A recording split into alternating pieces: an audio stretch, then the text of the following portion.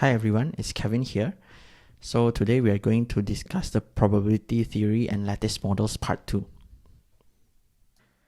Find the third and fourth moment of the moment generating function from z, which follows a standard normal distribution of mean 0 and variance of 1. Okay, mean 0 and variance of 1.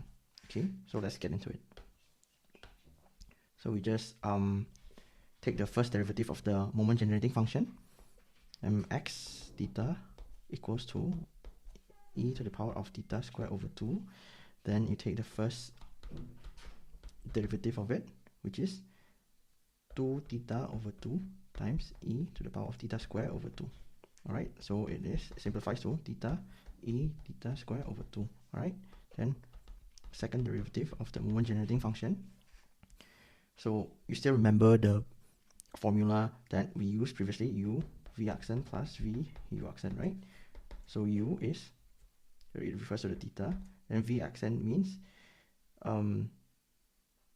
theta times e to the power of theta squared over 2 plus v is e to the theta squared over 2 times u accent, which is 1, right?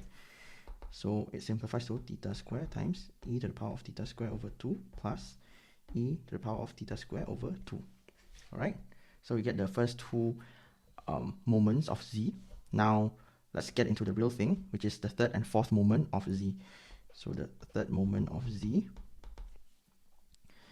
Okay, so we still use the u v accent plus v u accent, okay, for the first one. Then you plus just the normal derivation of this, okay. So u is theta squared, then times v accent. V accent is theta e to the power of theta squared over 2 plus v e theta squared over 2. U accent is 2 theta, okay, and plus e to the power of theta squared over 2 times theta. Alright, so let's simplify it again. It becomes theta to the power of 3 times e to the power of theta squared over 2 plus 2 theta e theta squared over 2, right? Plus theta e to the power of theta squared over 2. Then remember that the theta is equals to 0, right? It has a mean of 0 and sigma square of 1. So if it has a mean of 0, then this is 0. That means theta equals 0. So we just put in theta equals to 0. So let's see what happens. So mx to the power of 3. This one with theta equals to 0. So it is 0 plus 0 plus 0, right? So everything is just 0. So this is the fourth moment of that moment of z. So e z to the power of 3 equals to 0. Then let's try the fourth moment. Fourth moment, 2, 3, 4. Still the same. So let's take the derivation of all of this. Take the derivation of this, the third moment. Okay, it is quite tedious and long, but it is actually quite easy. Okay, so let's do it. So it would be u v accent plus v u accent for the first one, which is this one, right? Then u plus another u v accent plus v u accent for the second one.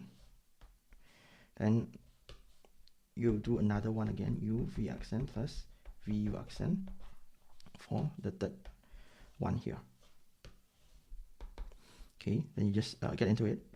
Theta to the power of 3 times theta e theta squared over 2 plus v is e theta squared over 2 times 3 theta squared, right? Okay, plus u again. U is 2 theta, right, times theta e to the power of theta squared over 2 plus plus v, right? V is e theta squared over 2 times 2, right?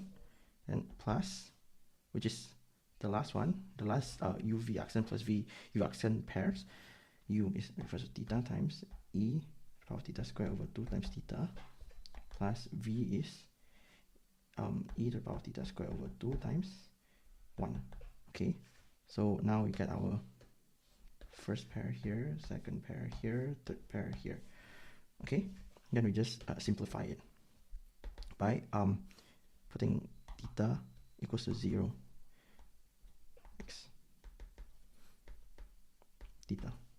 Okay, so when theta equals to 0, the first one would be 0 plus 0, right? And plus another 0 plus, this is e to the power of 0 times 2. Then plus again, 0 plus e to the power of 0 times 1. So you get 0 plus 2 plus 1. So it's equals to 3. Alright, so now you get the fourth moment is equals to 3. So this would be the answer for question number 4, which is the third moment of z and fourth moment of z. Okay. Yep. Okay, moving on.